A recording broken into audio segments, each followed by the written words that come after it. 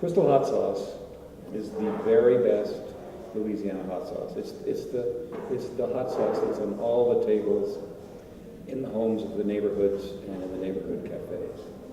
And it's similar to Tabasco, except more flavor, less heat.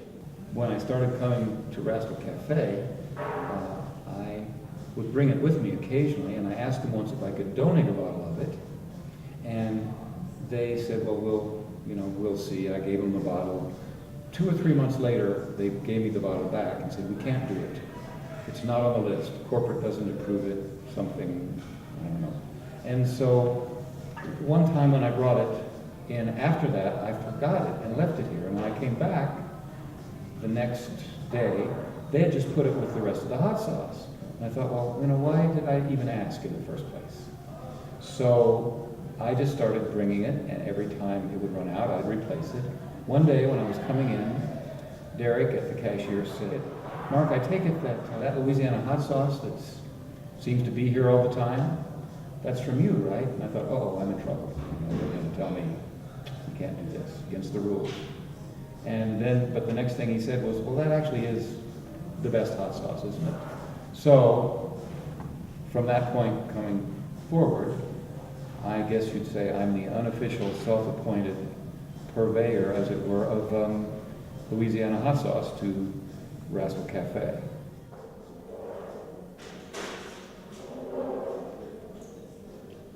There was a pub in Rascal in the basement that served 3-2 beer. You could actually buy beer at CC.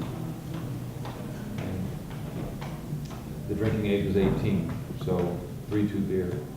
So students and faculty would go and have a beer together in happy hour after class. It was kind of a different world then. A long time ago, when I was just out of college, I noticed this little college that seemed to have some events going on in the summer. I came to some summer events, some theater events. There were some dance events. My first connection with the chaplain's office probably came through being a long-lived volunteer at the community kitchen when we served a meal for homeless and others every Sunday, and they had been doing that for some 23 years. And I was actually here the first year when the community kitchen opened and started serving a Sunday afternoon meal, and volunteered a few times. But over many years, it was just sort of occasional, intermittent. Once I retired and I started spending more time at my summer cabin, I started spending more and more time here. And when I really got engaged and involved in coming regularly to theater, dance, visiting writer series, all the different things that go on the campus, then my relationship grew and grew. There's no more lines left on a day in my schedule book. During the regular academic year, there's so many things going on that I want to go to. It's completely full. And I probably I'm guessing I spend 2 to 3 hours a week just kind of working on my schedule and figuring out conflicting events. And Rascal Cafe was sort of where there was an exponential quantum leap, you might say, in the amount of the number of people that I met, students and faculty. Rascal is kind of, in some ways, for me, like the social hub of my interaction. I live alone. I'm a bachelor. I live alone, and I don't cook. I don't really like to cook that much, and so there's no better food than Bon Appetit.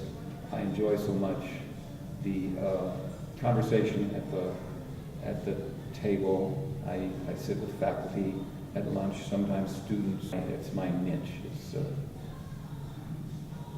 perfect for me. The food, the environment, the topics of conversation. I guess I was meant to probably live in an academic environment, which I really have not that much, but now I kind of do. I've kind of retired to CC. I didn't plan it to happen that way. It just sort of gradually happened. And as I spent more and more time here, I got to know more and more students and faculty.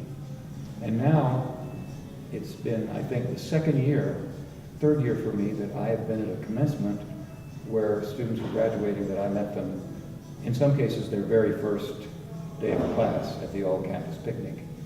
Really, since I have become so involved with the college, I mean, my life centers around here more than at my own house.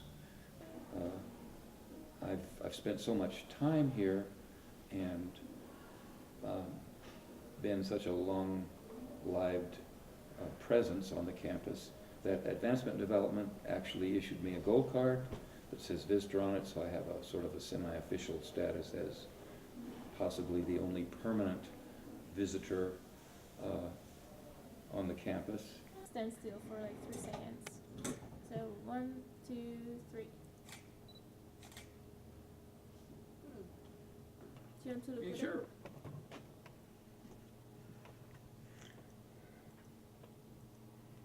Yeah, it looks okay to me. I mean, it's hard to tell at this angle, but I seem to be smiling, and nobody ever gets a picture of me smiling. So, but I have spent actually probably at this point a lot more time on this campus than I did on my own. I don't have kids, so you guys are, I feel like you guys are all, I have 2,400 nephews and nieces, or grandnephews and grandnieces, since perhaps I'm old enough now to say that. One day at an estate sale, I saw this pretty cool little tiger statuette that was obviously handmade. It was leather wrapped around some kind of a mold and hand painted, and it was the CC Tiger colors. And I thought, I think I know a place where this could find a good home. So I bought this tiger statuette and donated it to the Warner desk. And they loved the tiger. The tiger at the Warner desk went on a walkabout. It got taken home at Winter Ball the year that I gave it to them. And so I wondered how I might replace it, and I looked on eBay, and sure enough, I found similar tigers, and so I replaced it. A student named the tiger Bertie, and when he disappeared and I replaced him, that became Bertie 2. But then Bertie 1 reappeared after about a year, and so now there's Bertie 1 and Bertie 2 at the Warner desk. A student suggested the idea of a campus-wide installation of tigers. I thought, I love this idea. So I began to buy them and offer them as gifts to various departments and offices on the campus. And now there are some 14 of them around campus. And so I guess you could say that represents my paw print on the campus.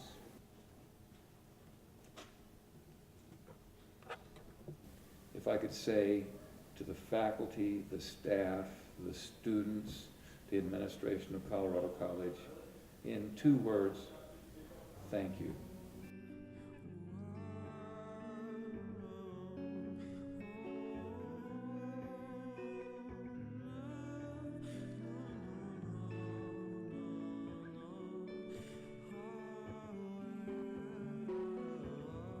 I'm declaring my candidacy for President of the United States for the next presidential term.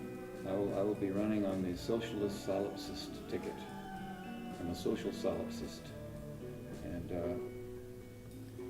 we're going to take back America.